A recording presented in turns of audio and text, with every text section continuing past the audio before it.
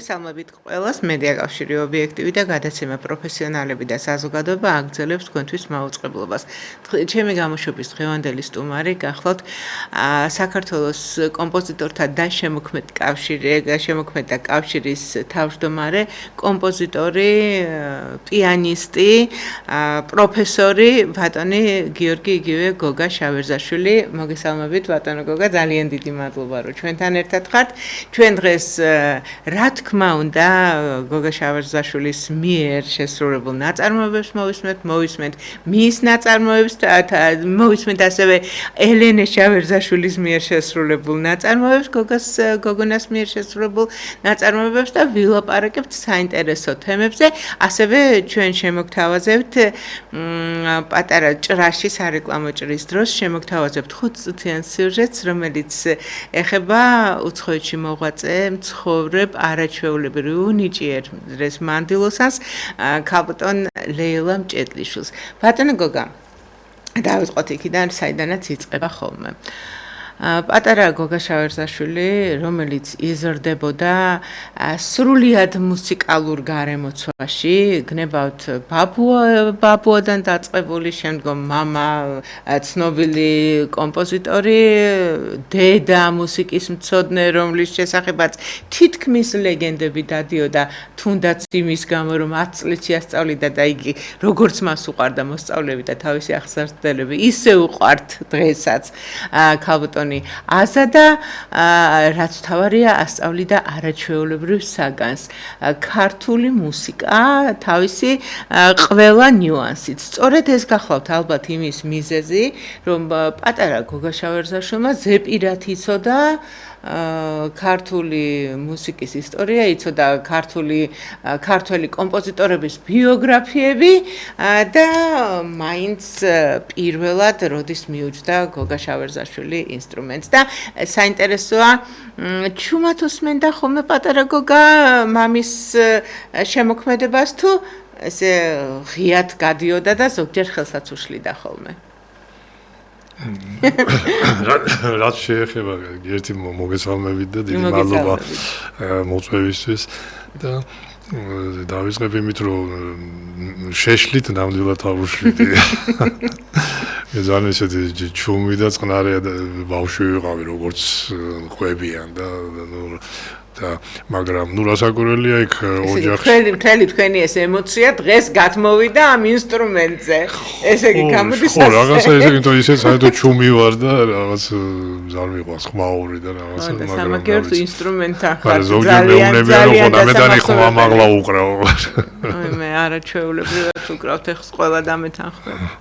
ხო, ნუ იმას შევეხები რომ როდის დავიწყე დაკვრა, ხო ზუსტად მე არ მახსოვს, მაგრამ ეს კი ვიცი რომ საერთოდ ნუ ჩვენი ოჯახი რადგანაც მუსიკალური იყო და ეს ყველა მუსიკოსი იყო, ასაკურელია საკითხი დადგა ჩვენი მომავალი სწავლისა და ნუ მიმიყვანეს ნიჭიერთა აწლეთში გამოსთაზე, მაგრამ ეს კარგად მახსოვს რომ საერთოდ გამოსთაზე ხო მუსიკალურ სკოლაში აბარებენ ხოლმე სმენას უსინჯავენ მღერის ბავშვი და ასე და მე ეს მიმიყვანეს ჯერ მასწავლებელთან და უკვე რაღაცა პროგრამა შევისწავლე და ფაქტობრივად პირველ კლასში დავუყარე გამოსთა ესეთ თითქმის სრულფასოვანი როგორც პიანისტმა უკვე იქ არ იყო ლაპარაკი რომ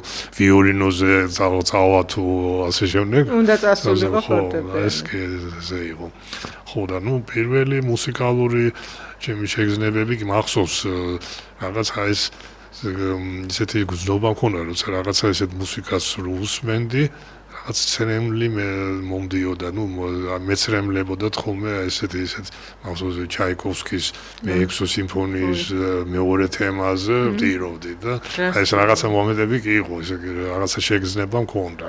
ესე იგი დაბადებული ხართ მუსიკაში. ნუ არ ვიცი.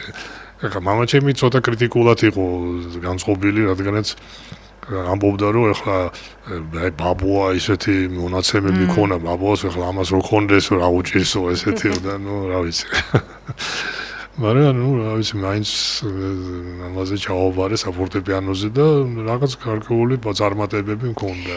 თქვენ ძალიან გიყვარდათ ჯაზი. აი ეს ჯაზი რომელ პერიოდში იყო თქვენ სკოლის პერიოდში თუ მერეც?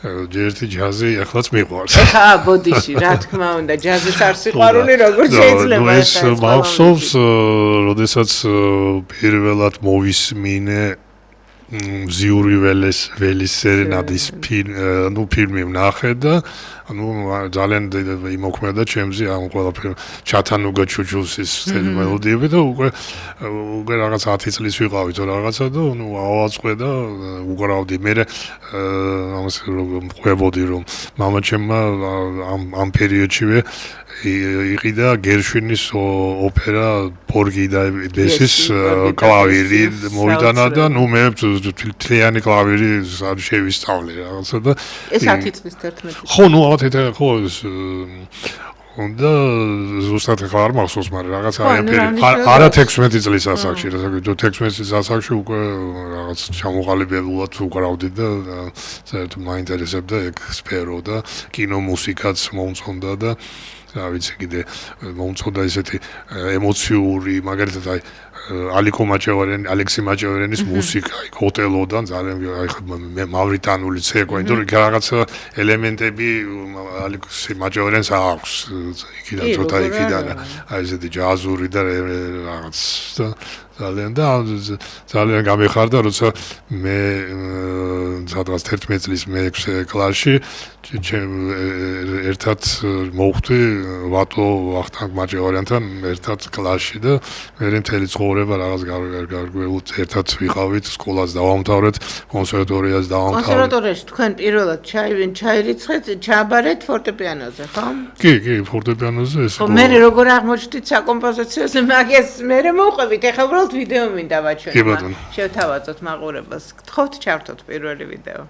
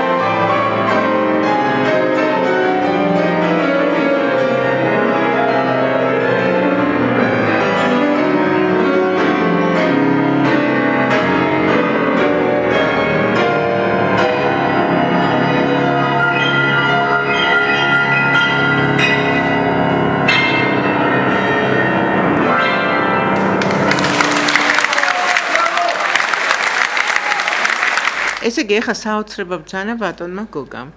ნაწარმოები იმპროვიზაცია ქვია ნაწარმოებს. მე არსად არ შეუსრულებია, მაგრამ იქ რო დაჯდა ეს გახლდათ ბატონი გოგა საუბრიო საღამო, რომელიც გაიმართა რუსთაველის სახელობის თეატრში.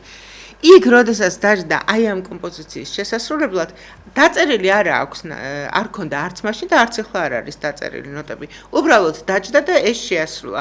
უნებლიოთ ისმის შეკითხვა, რო არ მოსულიყო ეს მუზა რას სად მიდიოდით? აი სრულიად უნიკალური ისტორია მოყვა ჩემთვის. არა, დაწერილია პიესა საფორტეპიანო რას დასასრულს. არა, ეს კი დაწერილი და შიგნით მერე და მერე გავაგრძელე უკვე პირდაპირ აუდიტორიის წინაშე შექმნით, ხო? 20 და 25 წლის ასაკში მაგას ვერ გავაკეთებდი ეს.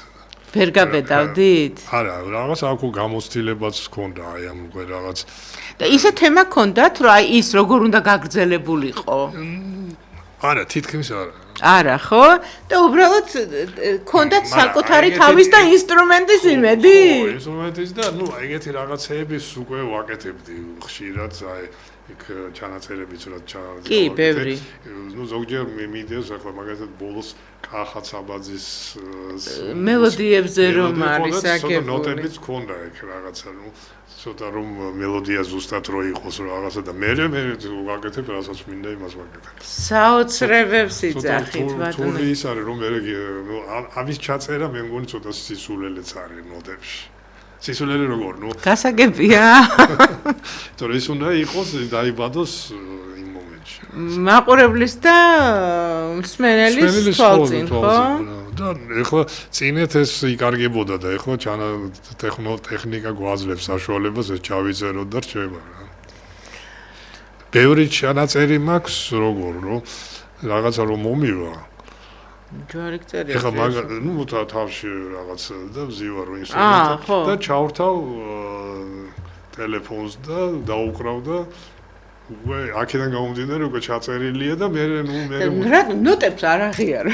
ნუ რატო არ წერთ ნოტებს? ნოტებში ჩაწერა საკმაოდ შრომატევადია ეს არის. აჰა, გასაგებია ყველაფერი. ცოტა მე ესე ტიპი ვარ, რომ ფორტეპიანოს შევეშვი, მე მგონი ამიტომ სიამოვნებით რომ მე დავიწყო უფრო მეტი დაკვა ჩემი ნაწარმოებების. ხო და მივედით იმ თემაზე, რაზეც მინდოდა რის გარშემოც მინდოდა საუბარი. მამამ რა გირჩიათ?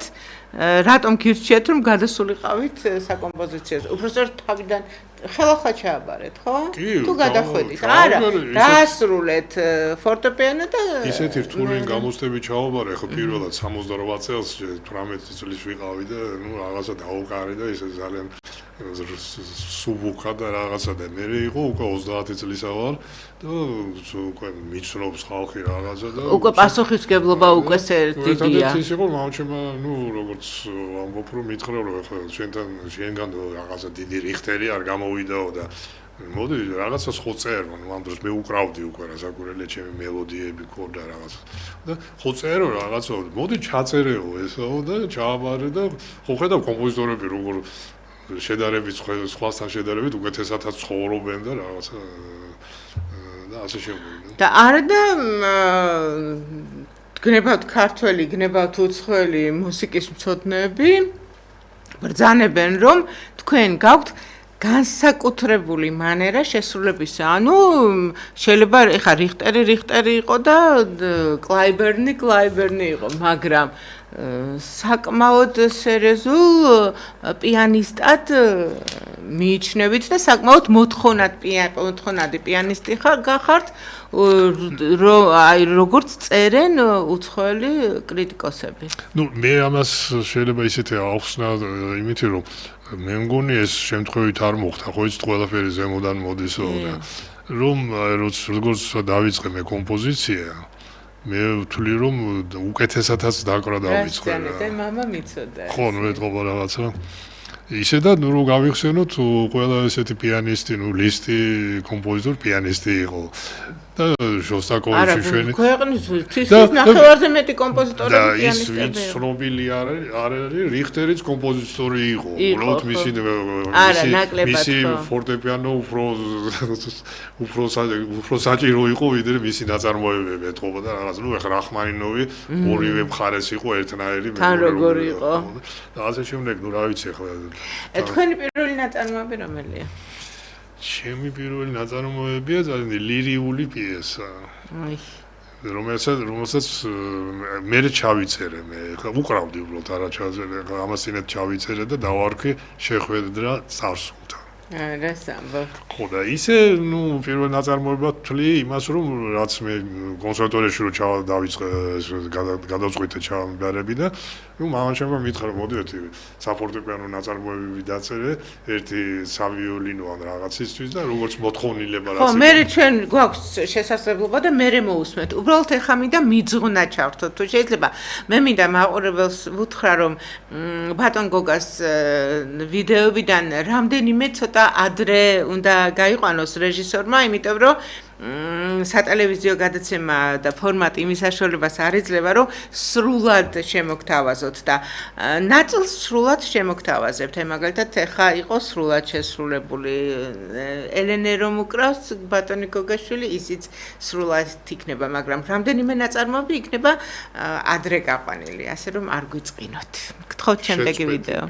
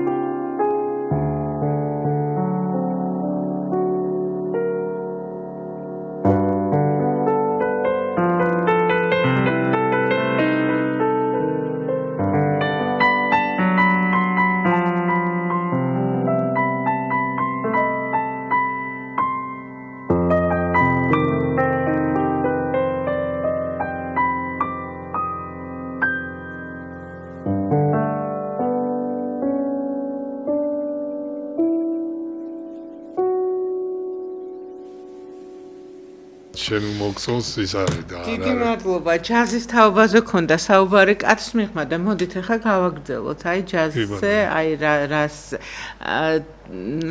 ჯაზიდან ზოგადად კლასიკური მუსიკა აი მაგალითად კეი ჯარეტი კლასიკოსია და იმიტომ არის აი უძლიერესი ჯაზში აი ვინც კლასიკაშია ძლიერი და კლასიკიდან რო გადადიან ჯაზში ძალიან კარგები არიან და დროს უძლებს ყოველთვის მათი შემოქმედება.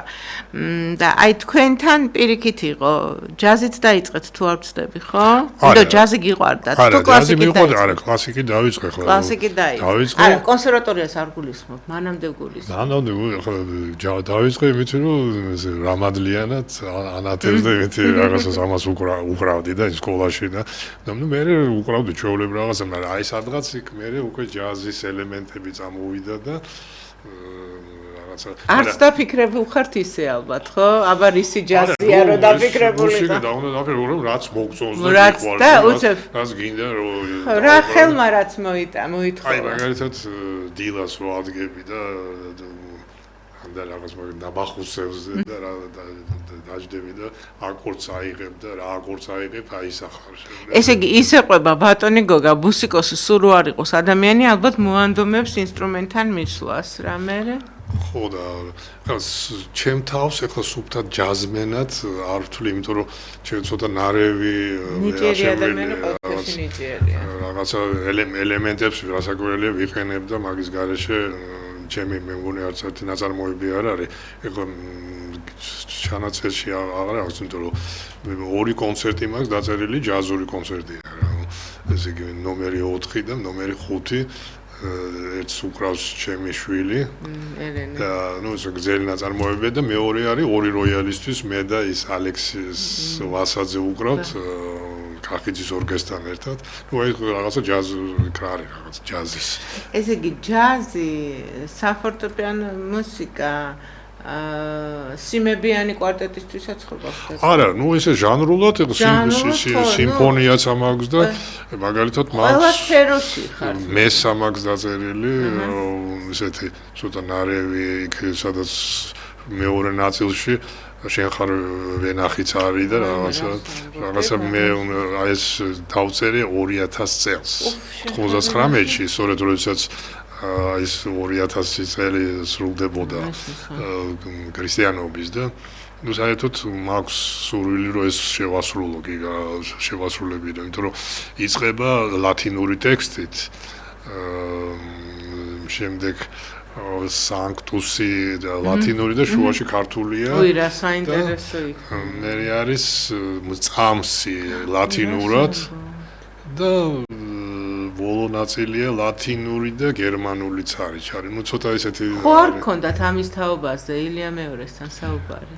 არ ქონია. არ ქონია, ხო? არა, ჯერ რაღაცა ისეთი მითხრეს რომ ეს რაღაცა ცოტა ნარევი რაღაცაა და მე კი დავინახე რომ რაღაცა პირიქი, რას ამბობთ ქართული ჩასვით.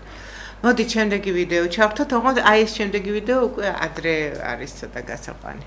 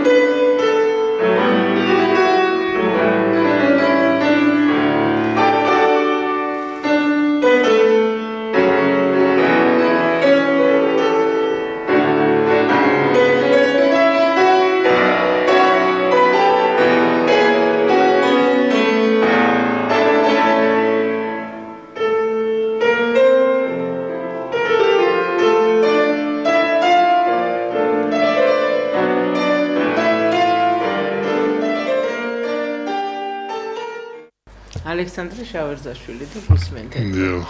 ფანტაზია საბურდებიანო. ნუ მამა ჩემზე ერთი-ორი სიტყვას ვიტყვი. რა თქმა უნდა, მაგიტომ გითხარით გისმენთ. ძალიან სერიოზული კომპოზიტორი იყო და პედაგოგი და რა ვიცი, მრავალი სირთულეები უყვარდა მუსიკაში.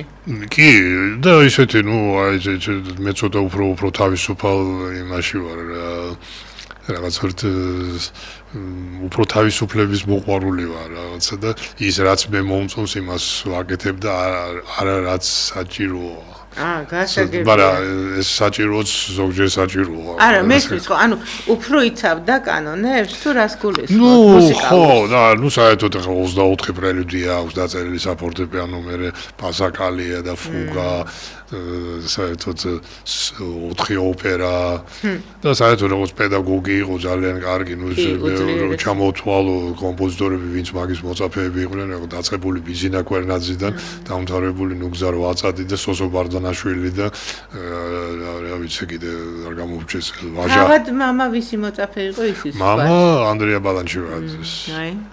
ეს ნუ ყველაფერი ნუ საერთოდ ესეთი ის იყო ძალიან სერიოზული ადამიანი იყო, პოლიფონიას ასწავლიდა წლების განმავლობაში და რა ვიცი მისი მოწაფეები ისე მომღერლები და ასე როგორც დეჩემის ზურიკო და ჯაფარიძიდან დაწყებული, მერაბ კოსტავათი დამთავრებული და რა ვიცი ასე შემდეგ.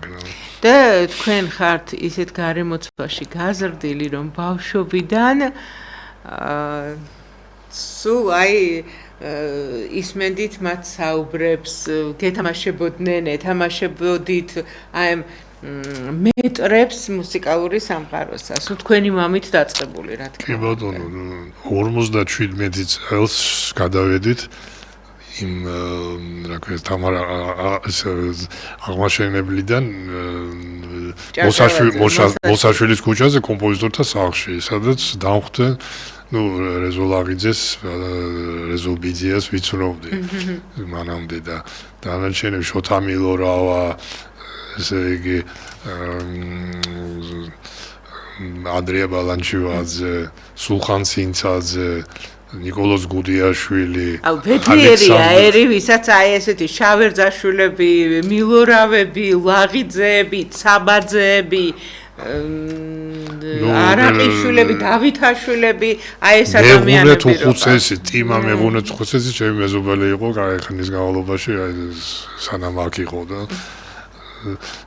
თევდორაძე ოთარი და რა ვიცი ხო და ეს რა ვიცი ეს ყოველდღე უკვე ზოგჯერ რეზოლაღიძესთან ესე ვიყავით რომ ამისლებოდა რომ კომპოზიტორია რომ ეს არის მონადირე და რა ვიცი და პირველი ღვინო მე მგონი მაგათან დავუძლებთ.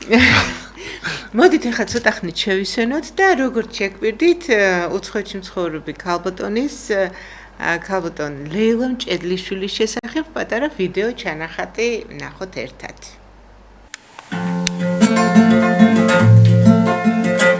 ის გაზაფხული სხვა იყო რადგან ტკბილად მღეროდა გულიც ბუნებად ახლა ჩვენ შორის ზამთარი ჩადგა და ველი შენს დაბრუნებას ახლა ჩვენ შორის ზამთარი ჩადგა და ველი შენს დაბრუნებას უჯრედებში ფიქრები რბია მარტო ვარ ქვეყანა მარტო სრულები ჩემს გზაზე შედი ჩრდილი რომ დავჩარ იჩდილს დასდევდა ვეჩურჩურები ჩემს გზაზე შედი ჩრდილი რომ დავჩარ იჩდილს დასდევდა ვეჩურჩურები მძინავს და სისვლის დახცების იხარ სანეფოთ თავე ქვეყნის მხატვრები მე ხომ უცხოვარ შენ ხომ ცხისი ხარ და მაინც ასე რადმენადრები მე ხომ უცხოვარ შენ ხომ სხვისი ხარ და მაინც ასე რადმენადები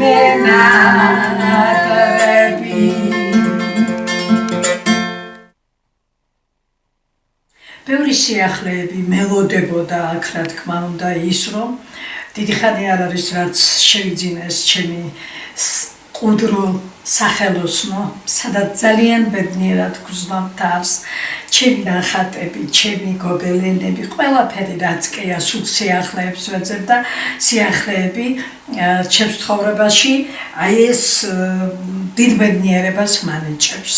ბევრი ახალი ადამიანებიც გავიცანით ხათაშორის ვინც აი ჩემი ცხოვრების ასე მგონია რომ დიდხანს ვიცნობდი მეთქი უკვე ცხოვრება ვიცნობდი თქო ზოგიერთი ესეთი ადამიანები გავიცანი ადამიანებით ცოცხლობ და ადამიანები მაძლიერებენ ამ ასეთ ასაკში ვარ უკვე 80 წელს რო გადაცილდება ადამიანი რა თავისებურად თითქოს ნელდება მაგრამ მე არ ვნელდები პირიქით სულ მევნებიან და შენაირი სიხალისე მოგცა და არ ვიციო და მე მართლა გრძნობამას რომ ეს სიმართლეა კომპლიმენტი კი არ არის თუ სადმე წასასვლელი უნდა წავიდეთ ხო აბა შემომხედება დედა წამოვრატო პირველი მე მინდა რომ წავიდე იქ ყველგან მინდა დავესწრო წიგნის პრეზენტაცია იქნება თუ აქ ემიგრანტებთან შეხვედრა ძალიან ხშირად მე ჩემს ქართულ ადამიანებთან შეხვედრა დიდად მახალისებს და მაბედნიერებს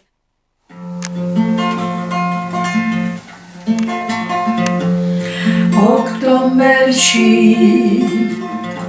თუ ჩემს ხარეს ჩაგივლია შეარჩნევდი მიმოვნელს მინდორველა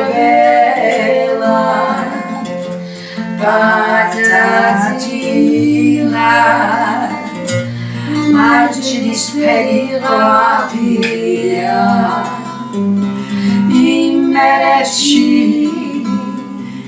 ეძახიან საბოლნელა ბატაძილა მარჯნის ფერი ყავია იმერებში ეძახიან საბოლნელას მოწვიდება მივიბედია იმ კალდზე ჩემს გულშია მიუჩინებ უდრობინა გერაცვალე სხვა საუჯეს არასოდეს რადგან ჩემო შენი გული მაპოვლინა გერაცვალე სხვა საუჯეს არასოდეს რადგან ჩემო შენი გული მაპოვლინა უღრმესი მადლობა ქალბატონ ლეილა მჭედლიშვილს და ქალბატონ მადონა ირემაძეს. ბატონო გოგა, თქვენი გოგონა ძალიან სასიამოვნოდ ასრულებს ნაწარმოებებს. რა საქმიანობს ახლა? ნუ ახლა რაღაც time out-ი აქვს აღებული. ხო, იცის ხოლმე შემოქმედებაში მოთხოვნილება ორგანიზმის. ნუ კონსერვატორია დაამთავრა ეს ბაკალავრიატი ედი კორუსიშვილთან და მე მაგისტრატურას შეაჩერა ცოტა რაღაცა მინდა დავფიქრდეო რა გავაკეთო. ხო და აი ვიდრე ეხა ელენე ფიქრობს ჩვენ გავუშვათ უმშვენიერესი და უნიჭიერესი ქალბატონი ელენე შავერზაშვილის მიერ შესრულებული მამის კომპოზიცია. გთხოვთ ჩავთოთ შემდეგი ვიდეო.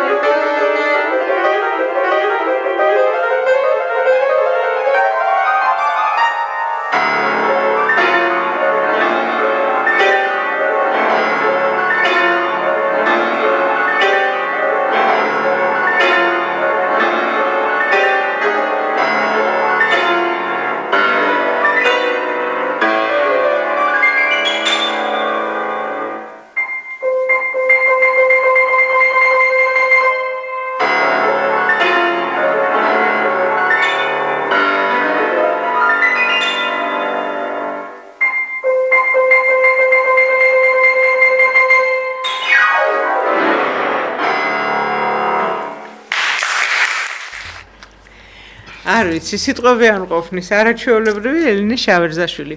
ბატონო გოგა, 1979 წლის თბილის შევეხოთ ჯაზის 69. 69 ბაბატეთ, 69 წლის თბილის შევეხოთ ჯაზის ისტორიისთვის. ნუ საერთოდ როცა ჩავაბარე მე კონსერვატორიაში ათო მაჭავარიანმა ჩააბარა, ერთად ჩავაბარე და კიდე ლავრიკა ჯინჯარაძე. ერთ კურსზე ვიყავით და ნუ ლავრიკა ჯინჯარაძე საერთოდ უკვე ესეთი ჩამოყალიბებული ჯაზმენი იყო და აქედან გამომდინარე იქ კიდე დაგვხვდნენ თემური ახობაძე და ასე ბევრი უკრავდა და ინტერესი ქონდა ჯაზის და აქედან გამომდინარე იქ რაღაცა აი ბატონო გოგა, არ დაგავიწყეთ სათქმე, თითქოს ხო აკრძალული იყო? ამ დროს არ ყოფილა აკრძალული. ნუ ისეთ როგორ იყო, შეიძლება ოფიციალურად იქ იყო ლაპარაკი, რომ არა ჯაზი ეს დასავლეთის და გახსნილი ისე, მაგრამ ის ხალხი, ნუ ვინც კომკავშირშიც მუშაობდა, ახლა ცოცხალი ხალხი იყო და ჯაზს უსმენდა. ჯაზს უსმენდა და უყვარდა კიდე. ხო და მე მასე მეცინებოდა ბოლოს კომკავშირის ცეკადან რეკავდნენ ხოლმე, რომ ჩვენ ეგ ხდომა გვაქვსო, ეხლაო და არ შეგიძლიათ მე ხდომის ბოლოს მოხვიდეთ ჯაზი დაუკარით რაღაცა თქვენებურად ცოტა გავხიარულეთო ჯაზი. გემოვნება ქონდა საზოგადოებას. ნუ გზარო ფოფხალზე არა, რა თქმა უნდა ქონდა, ეხა რაზეა საუბარი. არც ისე იყო საქმე, რომ ყველა არ იყო ფაშისტი ნახდა. არა, რაზეა საუბარი, ნამდვილად ეს ეხა.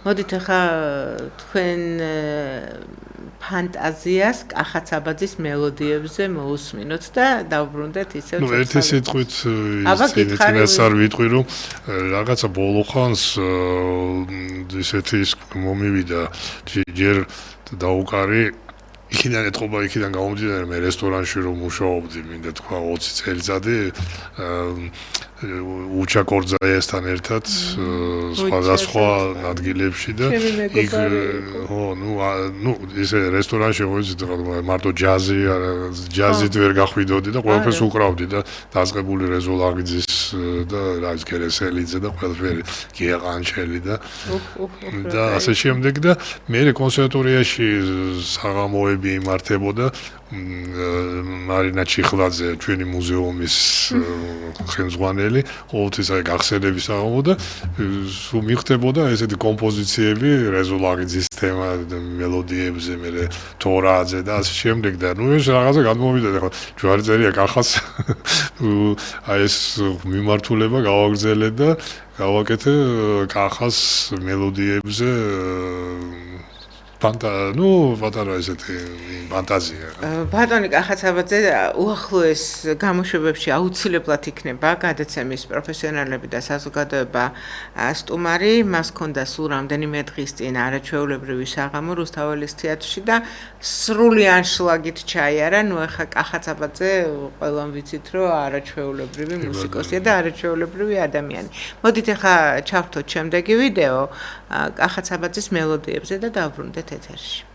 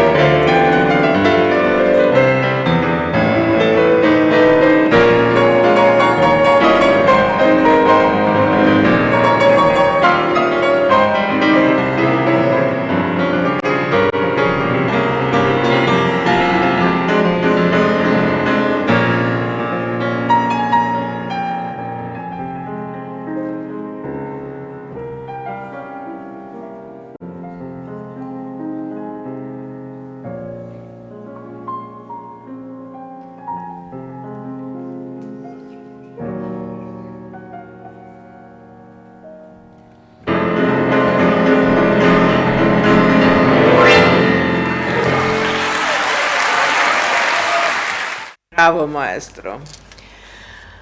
მოდით აბა ეხლა გადავიდეთ კომპოზიტორთა კავშირის თუ დრო შესახებ. გვაქვს, რა ვიცი. კი ბატონო, ორი სიტყვით. ხო, მაინტერესებს, საინტერესო იყო.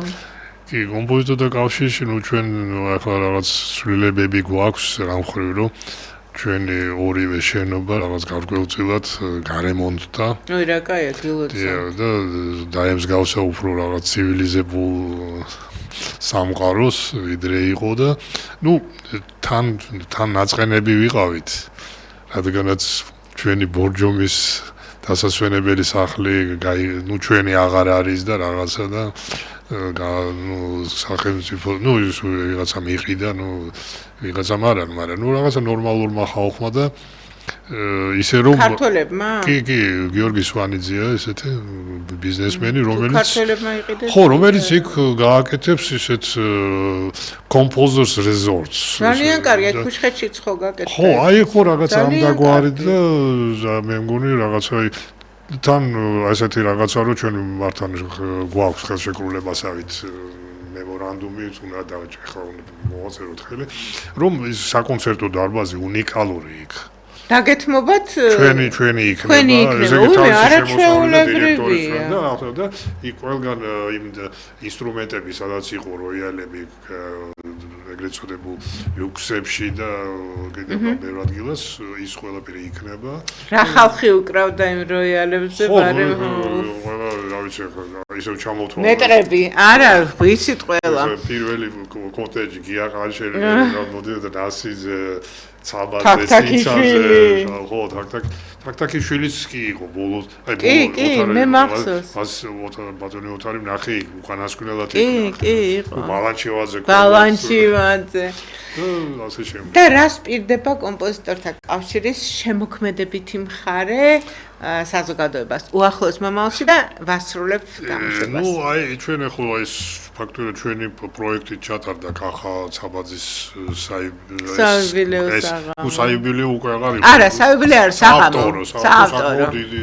მანამდე ჩავატარეთ შოთა მილორავას 100 წლის თავი. და ეხლა რასაპირებთ? ნუ აი ახლა გვაქვს მოლაპარაკებები, ისე აი ეს პროექტებით მივდივართ, იმიტომ რომ ელის ბარლომდარიძის 80 წლის თავი, ნოდარ მამისაშვილის 95 წლის თავი. ეს შემოდგომიდან, ხო? ხო, აი შემოდგომიდან. მოკლედ დახუნდ მუსიკალური მუსიკალური სიახლებით დახუნძლული წელი გველოდება კომპოზიტორთა კავშირის მადლობა. არა ერთი სურვილები არისო რომ ესე და მადლობა კულტურის სამინისტროს და შემოქმედებითი საქმის რომელიც რაღაც დიდ ყურადღებას შემოქმედებით საქართველოს მადლობა კულტურის სამინისტროს მადლობა თინათინ რუხაძეს და მადლობა შემოქმედებით საქართველოს გისურვებთ წარმატებებს აუცილებლად დაგპატიჟებთ და თქვენ შემპირდით რომ მოხვალთ, თორემ მე რო დაგპატიჟებთ, იცი მაგრამ თქვენ უნდა გამონახოთ დრო და მოხვიდეთ და ვისაუბროთ უკვე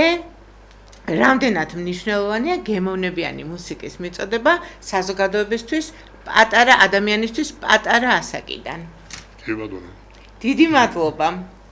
ძალიან დიდი მადლობა ჩემო ძვირფასებო ყველას, ვინც გვიყურეთ და გვისმინეთ. მე მომავალ შეხვედრამდე გემში, მომავალ პარასკევამდე გემშვიდობებით ნახვამდის.